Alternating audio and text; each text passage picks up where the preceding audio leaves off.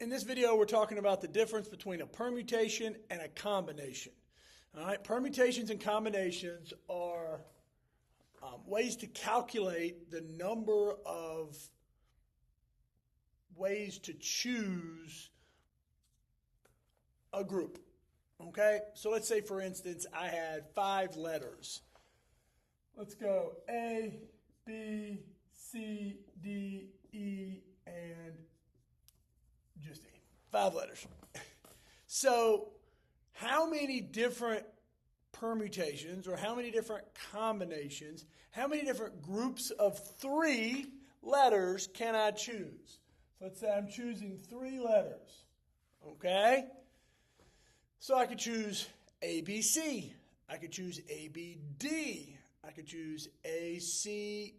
Okay? So I can choose any of those 3 letters. Now, what a permutation is, and by the way, neither one of these can have repetition. So AAA or BBB would not be an option for either one. Okay? But a permutation, let's say I choose the letters ABC. So if I'm talking about permutations, then that's one choice. ACB is a different option, a different outcome.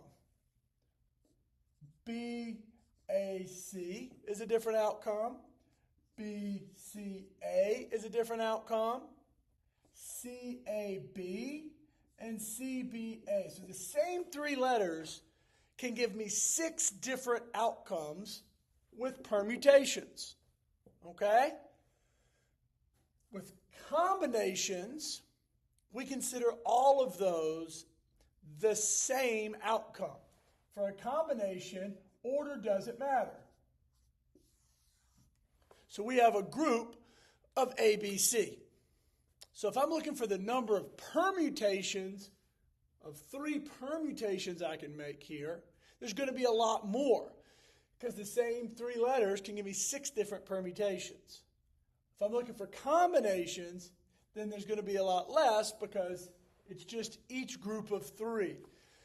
So I think of it as a teacher, if I'm picking 3 kids for a group project, if I pick Lucy, Bill, and Steve, it doesn't matter if I pick Lucy, Bill, and Steve or Steve, Bill, and Lucy, it's the same group of 3 kids.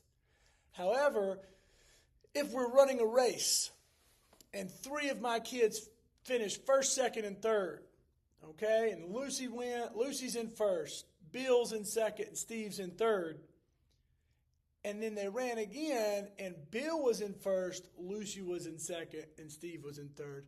That's a different outcome. Order matters. So if I'm picking groups, that's a combination.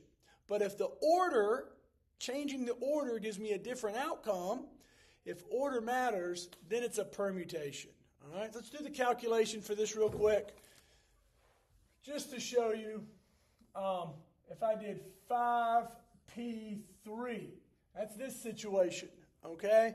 The permutations, I would have 5 factorial over 5 minus 3 factorial, okay? That's going to be 5 factorial over 2 factorial.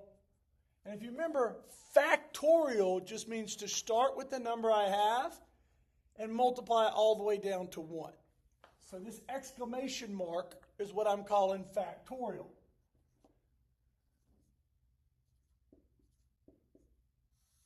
And then 2 factorial would be 2 times 1. Okay? And the 1's cancel and the 2's cancel. And this ends up equaling 5 times 4 times 3, which is 60. So there's 60 unique permutations of 3 out of a group of 5. All right? How many combinations are there? Well, the combination formula looks very similar, but it has an extra r factorial on the bottom, which is going to give us less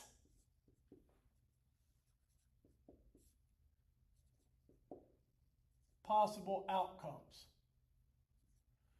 So we're going to end up with 5, 4, 3, 2, 1 divided by 3, 2, 1 times 2, 1. 3 factorial, 2 factorial.